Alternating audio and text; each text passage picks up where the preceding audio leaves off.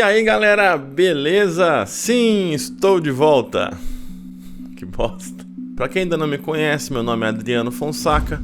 Sou tatuador aqui no interior do estado de São Paulo. Tô reativando esse canal agora pra gente retomar, continuar os nossos estudos sobre a tatuagem. Vamos tudo desde o início, vamos fazer agora uns vídeos bem bacanas aí, abordando esse tema tão maravilhoso que nos encanta. Nada melhor para começar o estudo sobre a tatuagem do que conhecer um pouco da história da arte, de como que essa arte surgiu e como que chegou até a gente. Tudo que eu vou estar passando aqui hoje para vocês é o que eu aprendi ao longo dos tempos e a maior parte está nesse livro da Leusa Araújo, Tatuagem, Piercing e outras mensagens do corpo. Bem bacana. A tatuagem é uma arte tão antiga que não se tem conhecimento de onde nem como ela surgiu. Acredita-se que tem mais de 40 mil anos de idade, desde que o homem é homem, desde que o ser humano está na Terra.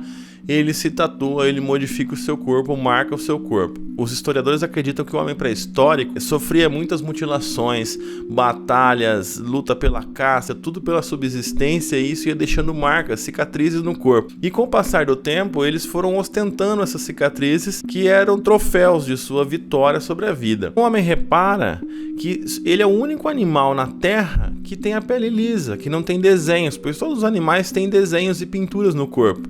Então busca uma maneira de conseguir criar essas pinturas em seu corpo. A evidência física mais antiga que temos da tatuagem data de mais de 5 mil anos de idade, que é o Homem de Gelo, que foi uma múmia mais velha encontrada com tatuagens em seu corpo. Acredita-se que essas tatuagens eram para fins medicinais, afinal todo o simbolismo que ele tem são em pontos acupunturais. Os egípcios também marcavam sua pele inserindo os pigmentos utilizando agulhas de ouro e espinhos de peixe. Era muito utilizado como forma de demonstrar fertilidade nas mulheres, assim como em algumas tribos da Amazônia. As tatuagens então eram utilizadas para marcar momentos importantes da vida da pessoa, como o nascimento, a puberdade, a fertilidade, a guerra e o luto. Um exemplo é as tribos havaianas, que tatuavam pontos na língua, induzindo assim um silêncio forçado por algumas semanas e deixando uma marca para sempre em memória daquela pessoa tão querida. Já no Império Romano, essa prática de tatuagem era apenas para marcar escravos e os gladiadores que iriam batalhar até a morte. Natural da Nova Zelândia, o povo Maori já trazia suas marcas no rosto, tão profundas quanto entalhes em madeira. Os dolorosos rituais levavam anos para cobrir todo o rosto e simbolizavam homens nobres ou guerreiros. Era tão valorizada essa arte que numa batalha o vencedor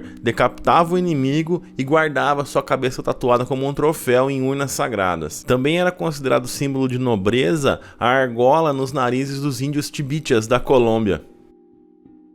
Já os indianos acreditam que a joia em forma de meia-lua no nariz das mulheres é um lembrete para elas não gastarem mais do que os maridos ganham. Qual será que é o meu caso?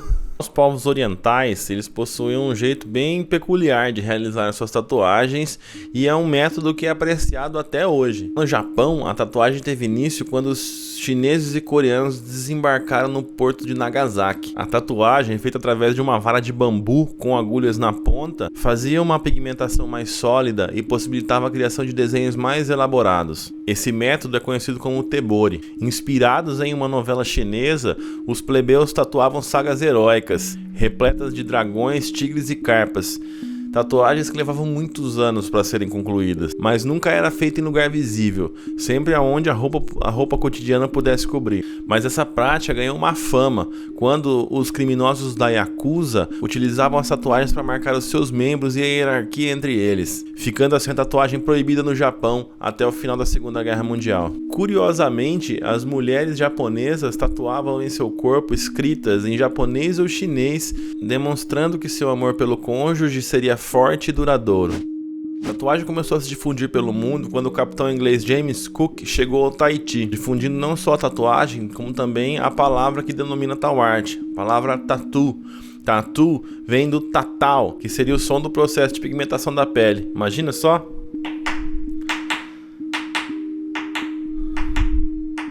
E nego reclama das máquinas de bobina, hein? O processo era realizado através de dentes de animais afiados em forma de ancinho e martelado em cima para cinzelar a pele com a tinta, introduzindo assim o pigmento sobre a camada da pele. Ao regressar à Inglaterra, a tatuagem se difundiu em meio à realeza inglesa e rapidamente se tornou popular. Mas após o regresso inesperado do capitão ao Tahiti, ele havia sido confundido com o deus Lono, e o seu regresso naquele momento não era propício para aquela aldeia. Sem tomar conhecimento disso, o capitão acabou fazendo refém o rei, terminou esfaqueado e morto pelo pessoal local. A tatuagem feita à mão, não que não seja hoje, né, mas feita manualmente, a inserção de tinta na pele manualmente perdurou durante vários séculos. Foi apenas em 1876 que Thomas Edison mudaria a história da tatuagem para sempre. Ele inventou uma impressora autográfica que perfurava papel para produzir uma matriz de bordado. Então o visionário Samuel O'Reilly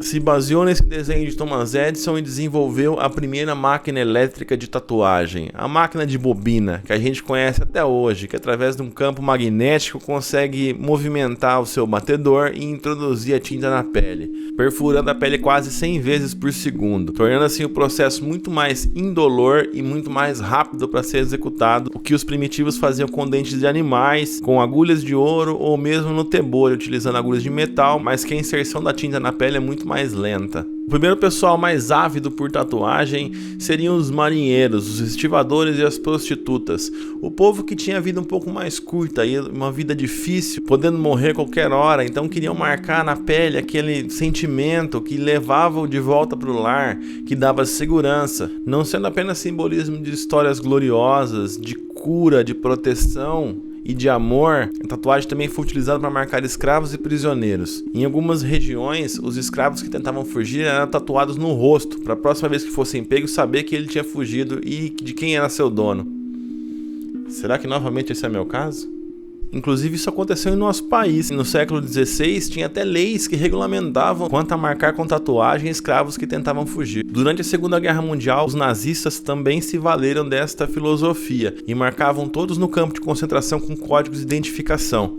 Mas em contrapartida também os militares faziam as tatuagens. Os membros da SS, Comando de Elite Militar Nazista, marcavam o seu pelotão e também o seu tipo sanguíneo para facilitar o seu salvamento. Irônico, né? Utilizada para identificação de presos, a tatuagem acabou ganhando muito destaque entre os presidiários. Através de máquinas feitas de peças de rádio ou de máquina de cortar cabelo com agulhas de costura, eles introduziam a tinta na pele. Tinta essa feita de cinzas ou de nanquim, tatuando frases que representavam sua organização criminosa, os crimes que haviam sido cometidos, entre outras coisas que deveriam ser motivo de arrependimento e não de orgulho. Com a má fama adquirida pela tatuagem em meio aos presidiários, a arte acabou virando sinônimo de maldade, de desconfiança e de incapacidade, quando outrora simbolizava nobreza e riqueza, criando assim uma divisão da tatuagem artística feita por profissionais qualificados para marcar o seu corpo com uma bela arte e a tatuagem criminal, feita por carcerários para rotular mais um gado do bando. A tatuagem artística chegou no Brasil recentemente, na década de 60, através do Porto de Santos,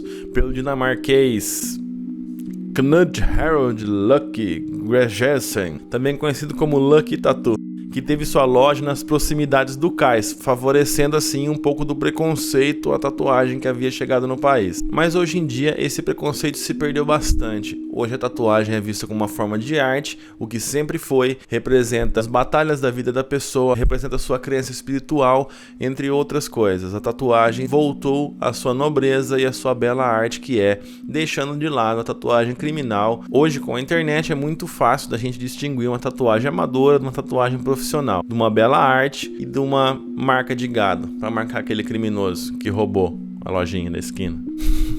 E foi isso, galera. Essa é uma pequena introdução, um pequeno fragmento dessa história tão vasta e tão maravilhosa que é a arte da tatuagem.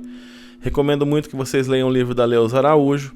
E para quem chegou aqui, eu vou contar um pouquinho da minha história com a tatuagem, como que chegou até mim e como que eu tô aqui hoje falando para vocês. Eu sempre tive muito contato com a arte, desde pequeno, sempre desenhei, fiz um curso de desenho quando tinha 12 anos e também fui pro mundo da música. Conheci o rock and roll e no rock and roll todo mundo muito tatuado desde sempre, né? E foi amor à primeira vista. Assim que eu vi as tatuagens, eu sabia que era aquilo que eu queria em mim. Com 14 anos, um amigo meu aparece tatuado e me mostra como se faz a tatuagem, como se faz uma maquininha. Naquela época não tinha todo esse acesso à informação, essa facilidade que a gente tem hoje, e eu, autodidata, construí minha própria máquina e comecei a me tatuar. O objetivo sempre foi me tatuar, não tatuar os outros. Com o tempo adquiri uma maquininha profissional e comecei a tatuar as outras pessoas também, mas sempre o foco foi fazer tatuagens em mim. A maior parte das tatuagens que eu tenho fui eu que fiz, por isso que é uma beleza, né, no começo. E assim foi, sempre levei a tatuagem como um hobby, nunca foi meu ideal viver de tatuagem, ou ser um tatuador, ou ser bom nisso. Eu fazia apenas por hobby, fazia porque eu gostava, de final de semana, em casa mesmo.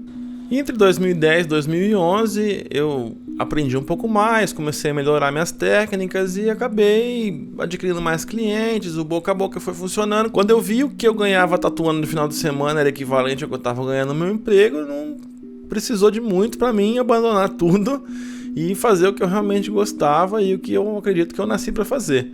Aí estamos aqui, até hoje, tentando aprender cada vez mais. Deus me abençoou muito e eu posso viver hoje dessa arte maravilhosa. E vamos aqui compartilhar com vocês um pouquinho do que eu sei, o máximo que eu puder aprender, para evoluirmos e crescermos juntos. Afinal, a gente não pode achar que tá bom. A gente sempre pode melhorar. E esse é o objetivo desse canal. Esse é o meu objetivo aqui com vocês. A gente melhorar sempre, constantemente. Até o último dia da nossa vida aqui na Terra, a gente evoluir um pouquinho. É isso aí. Muito obrigado pela paciência. E vamos dar continuidade em nossos estudos. Fique com Deus. Namastê.